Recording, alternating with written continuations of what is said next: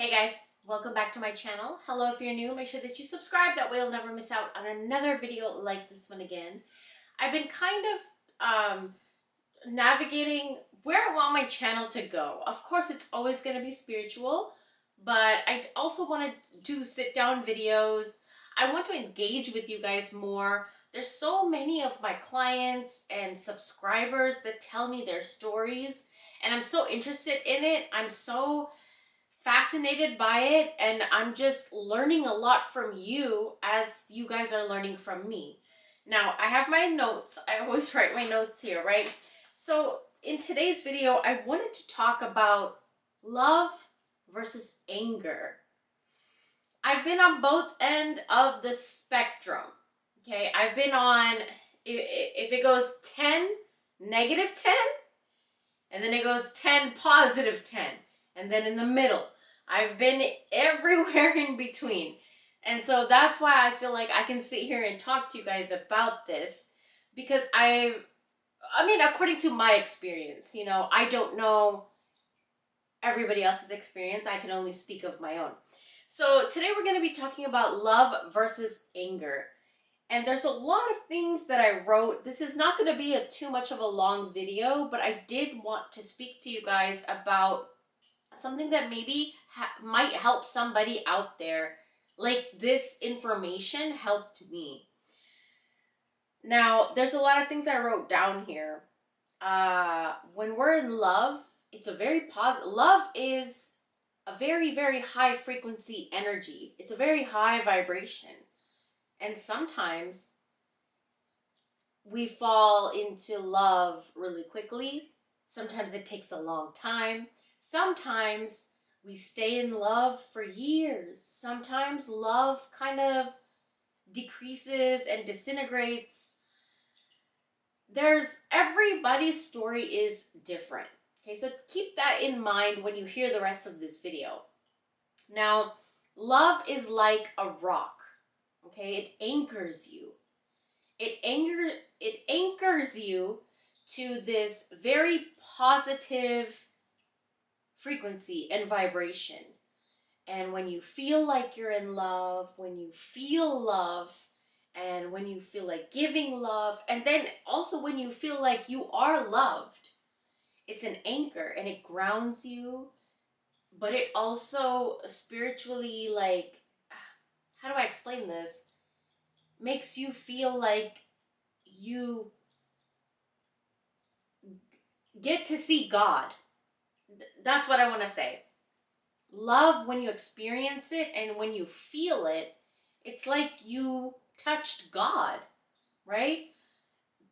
The feeling of God, I feel like, is love, right? So when we feel that, when we experience that, or when we feel like we're experiencing it, sometimes it's false love. It's very powerful nonetheless. Whether it's there's this interview I was watching this morning where somebody said, in our mind, when we dream, when we wake up from a nightmare, we're terrified of the nightmare. We're sweating, we scream. We wake up as if that nightmare was real. Our brains cannot really differentiate what is real and what is not. So if we have a nightmare and we wake up and we're scared, somewhere for a few seconds, a few minutes in our reality, we felt like that nightmare was real. And sometimes in our real life, we have a nightmare, like a chaotic situation or a bad situation.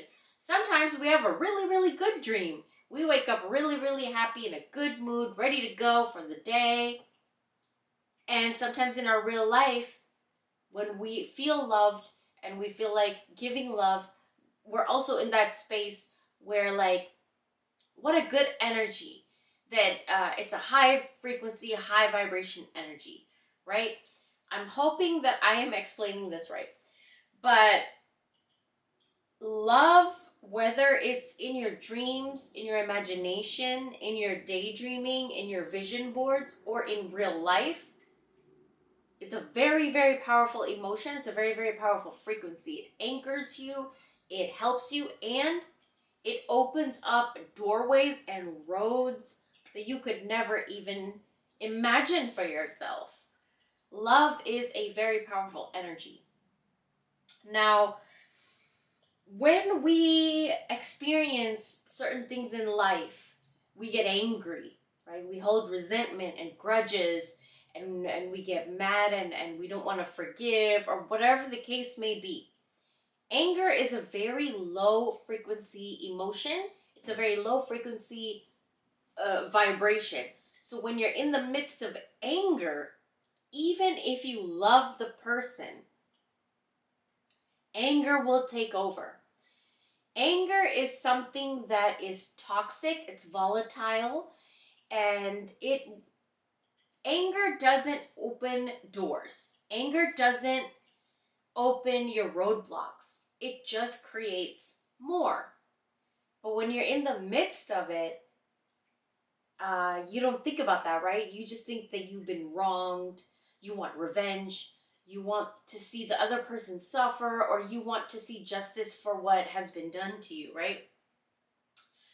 And it's very hard to show love in those kinds of situations. Now, anger is an emotion. What I wrote here is anger is an emotion that will eventually go away. It will subside. It's like fire.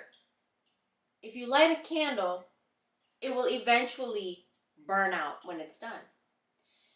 If something catches on fire, whether it's a home, a car, a forest, a tree, a corpse, eventually the fire will burn out and that will turn into ash. Fire always burns out. But while it's burning, it can become really, really dangerous, or it can warm you, it can heal you. You know what I'm trying to say? What we want is to understand our anger, where it came from, why we feel angry, how can we diffuse it, and possibly maybe give ourselves a little bit of time to allow the anger to diffuse so that we can get back into the frequency of love. Okay? Even temporary anger, it can destroy anything. I remember I had a person in my family who lit an incense in their bedroom and then they left to run errands. And then when they came back, the only place in the entire house that caught on fire was her bedroom. And she would always just be very angry at God. She just always tell, like, God's not helping me. And when I say God, I mean anybody. Like, God to me is Shiva, it's Lakshmi, it's Jesus, it's Legba, it's Obatala. It's God to me is whatever is higher than me. That's just my opinion. Whatever God is to you, right? So she would always just be mad at whatever she called God. And her room caught on fire. And I never forgot that. And I was just like, that was just incense. It's just incense. It wasn't even fire. It was just incense. So to me, when you're dealing with fire, it's such a powerful energy, and fire is anger. Anger is fire. So you have to be very, very careful about the things you do when you're angry, the things you say when you're angry, your actions, your next steps. You have to be very careful. You don't want to start something new through fiery anger energy. There has to be some sort of love there. I do understand that a lot of people, when they go through heartache and pain, or hard life situations and circumstances, that's when their career boosts and takes off, right? But there is something you have to really look at. It's not truly all 100% through anger. They're using the fire from the anger to fuel the love they have for something. I've had a lot of people in my family, this might be a trigger warning, that have committed suicide. And I just feel like the fire within them might have went out.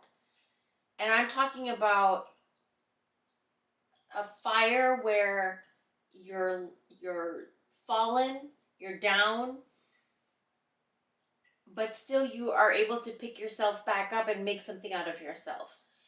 Now, the people that in my family that, chose to do what they did and transitioned to another life, afterlife, I feel like they didn't have something in their life that they loved to hold on to or to pull, like a lifeline. So I actually really want to know in the comment section down below, what is your lifeline? For me, it is you guys, my job, my career. I love making videos like this. And it's my animals. For me, my work and my animals. Those two things are my lifeline. So what is it for you? Sometimes, like, we can get really, really angry. We can get really, really reactive. We can get really toxic. Everybody has that in them, the ability to become toxic. Everybody has that in them, the ability to become so loving.